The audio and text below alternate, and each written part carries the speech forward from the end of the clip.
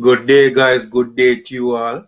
Welcome back to the Formula Sports channel. Thanks for being here. We're covering yet another transfer involving Jamaica Reggae Boy, another exiled Jamaica Reggae Boy, Curtis Tilt.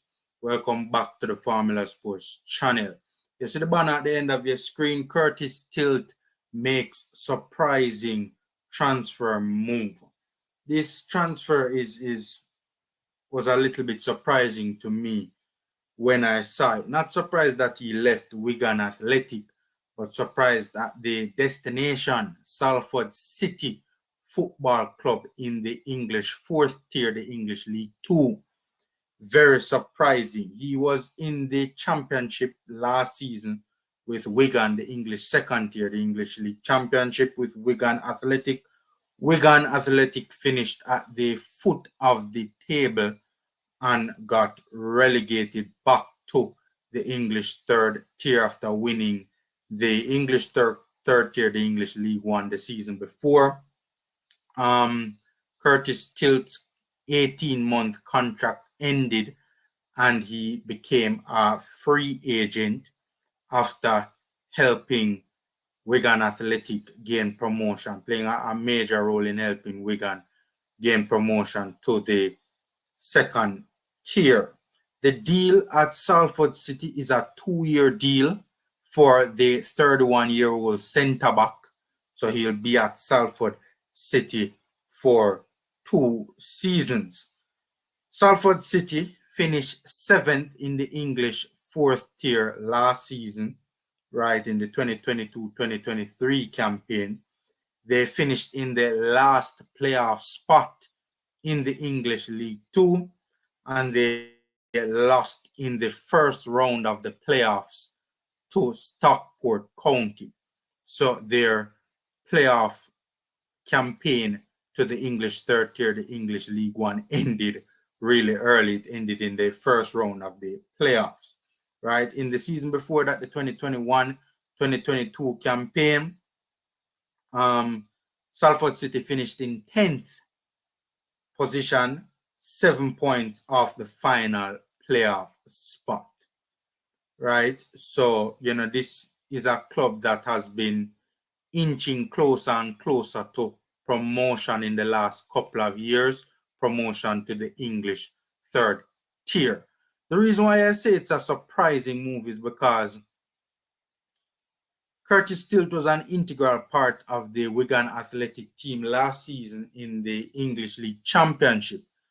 And even though the club did get relegated back to the third tier, to leave a club that just got relegated from the second tier, now playing in the English third tier, and being an integral part of that club and going all the way down to the English fourth tier was a bit surprising. Most of his career he has played in the English third tier. At the very least, even if he couldn't pick up a contract with a second tier club, which is not all that surprising, at the very least one would expect him to land in the English third tier, having spent most of his career there and, just starting a number of games in the English second tier. So to go all the way to the fourth tier was very, very, very surprising to me. I mean, I don't know his reasons for choosing Salford City, but I mean, if I were to take a guess, there must be, and this is purely speculation, reasonable and responsible speculation. See, if I were to take a guess, there has to be a decent compensation package involved, right? There must have been third tier interest in Curtis Tilt. He's only 31 years old.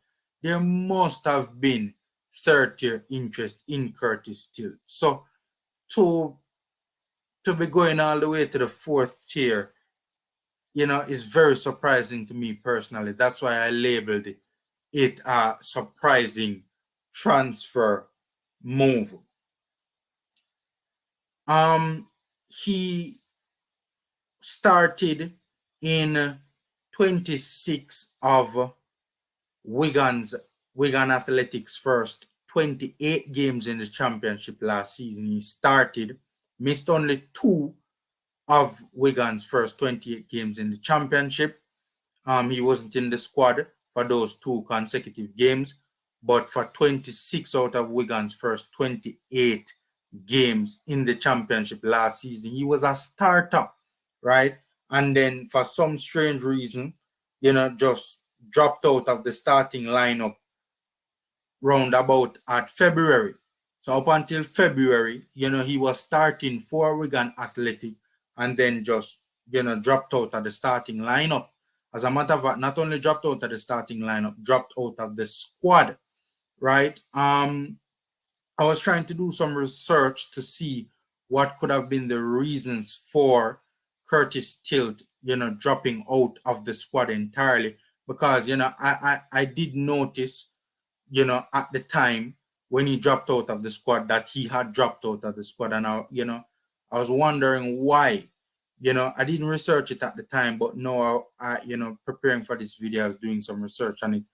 And couldn't conclusively find the reasons why he dropped out of not only the starting lineup but the entire squad. It seems very strange. Did see reports of an injury. The severity of the injury was not stated, so I don't know if that was solely the reason why he was out after February, out of the squad entirely after February, but I did see reports. One report of an injury, right? So, that would be the common sense conclusion to arrive at. You don't go from starting, 26 out of the club's first 28 games of the season. And then, it's one thing if he was relegated to the bench, but to be not in the squad entirely, not in the match day squads at all, not even an option to come off the bench, was very surprising. Common sense tells one that, there had to have been an injury issue in there. And the reports does state that, there are reports that there was an injury, but as I said, the severity of the injury not stated. I'm going to read the article on your screen. And by the way, this transfer actually took place a couple of days ago, right, in a barrage of Reggae Boyz transfers. I'm only just getting to it. The headline reads, Curtis Tilt signs for Salford City. Salford City is pleased to announce the signing of Curtis Tilt from Wigan Athletic. It's really signing of Curtis Tilt from free agency. However, his last club was Wigan. The central defender, and the article is on your screen, the central defender has signed a 2-year deal with the club, becoming our 3rd new face and 10th signing of the summer. His career started in non-league, turning out for Gornal Athletic, Tipton Town and Halesowen Town before moving through to tiers to Hainsford Town, Wrexham and Forest Green Rovers. The latter 2 are the only one out of those clubs that I know of.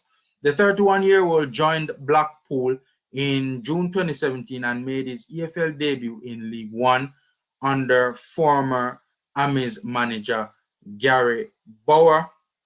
Over the next 3 years, he made 111 appearances for the Seasiders before signing for Rotherham United in January 2020, although he made just 1 appearance before the COVID pandemic struck.